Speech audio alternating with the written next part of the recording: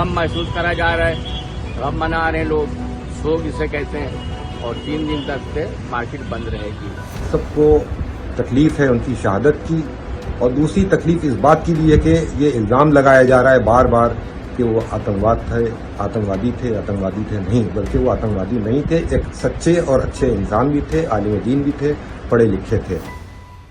Hezbollah chief Hassan Nasrallah की मौत के बाद दुनिया भर में अमेरिका और इजराइल के खिलाफ विरोध प्रदर्शन हो रहे हैं। अब भारत में भी नसरल्लाह की मौत के विरोध में प्रदर्शन हो रहे हैं। उत्तर प्रदेश की राजधानी लखनऊ में इसके विरोध में प्रदर्शन देखे गए।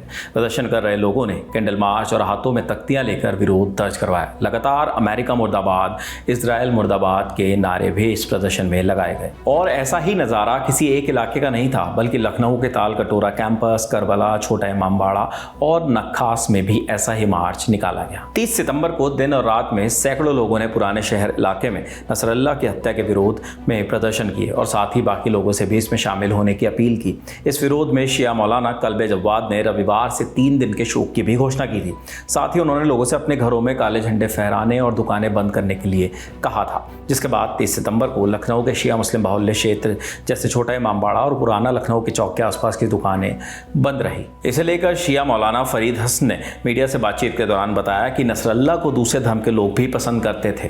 कहना ये चाहूँगा कि सबको तकलीफ है उनकी शहादत की, और दूसरी तकलीफ इस बात की भी है कि ये इल्ज़ाम लगाया जा रहा है बार बार कि वो आतंकवादी थे नहीं, बल्कि वो आतंकवादी नहीं थे, एक सच्चे और अच्छे इंसान भी थे, आलिम दीन भी थे, पढ़े लिखे थे।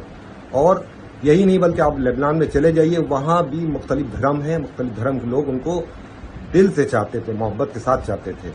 अगर वो एक आतंकवादी होते तो कोई दूसरे मजहब का कोई उनको पसंद नहीं करता। सर 3 दिनों तक शौक है, क्या आगे भी इसको बढ़ाया जाएगा या 3 दिनों तक ही रहेगा? देखिए, हर धर्म में एक शोक होता है, कहीं 40वां होता है, पंजुम होता है, सोहिम होता है, वैसे ही हर धर्म में 40वां भी होता है। आगे 40वें में कहाँ किस तरीके से कौन उनका गम मनाएगा ये भी नहीं कहा जा सकता। इलाके के एक दुकानदार चांद ने मीडिया से बातचीत के दौरान बताया कि मुस्लिम समुदाय हसन नसरल्लाह की मौत से दुखी है। किसी ने भी दुकानें बंद करने के लिए हमसे नहीं कहा, लेकिन हम अपनी मर्जी से दुकानें बंद कर रहे हैं अपना विरोध दर्ज कराने के लिए। कौम जो है गम मना रही है, इसीलिए जो है 3 दिन का शोक रखा गया है। तमाम दुकानें भी बंद रखी गई है, काले झंडे लगे गए हैं। अब वही जो है मार्केट बंद करके रखी है 3 दिन तक से। कल बंद थी, अब आज का मालूम नहीं। उसमें सब थोड़े बहुत मिली जुली भी सरकार है, मतलब आम जनता की तरफ से ये हो रहा है, किसी की तरफ से आदेश नहीं है, या आप लोग जो हैं वो खुद इसको मना रहे हैं, शोक मना रहे हैं। शोक में काले झंडे भी लगाए गए हैं, तमाम जगहों पर गमी का देखी जा रही है। हाँ, गम महसूस करा जा रहा है, गम मना रहे हैं लोग, शोक इसे कहते हैं, और 3 दिन तक से मार्केट बंद रहेगी।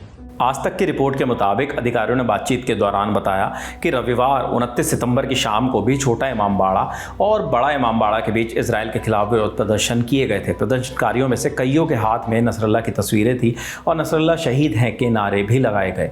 रिपोर्ट्स के मुताबिक 27 सितंबर की रात को इजरायली हवाई हमलों ने बेरूत के दक्षिणी इलाकों को निशाना बनाया था। दहिया में कई इमारतों को निशाना बनाया गया जो हिजबुल्लाह का गढ़ माना जाता है।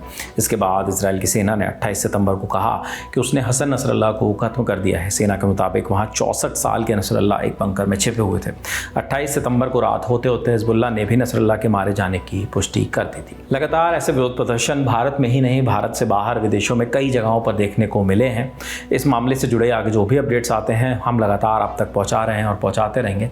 फिलहाल इस खबर में इतना ही। देश और दुनिया से जुड़ी बाकी खबरों के लिए देखते रहिए द ललन टॉप। शुक्रिया।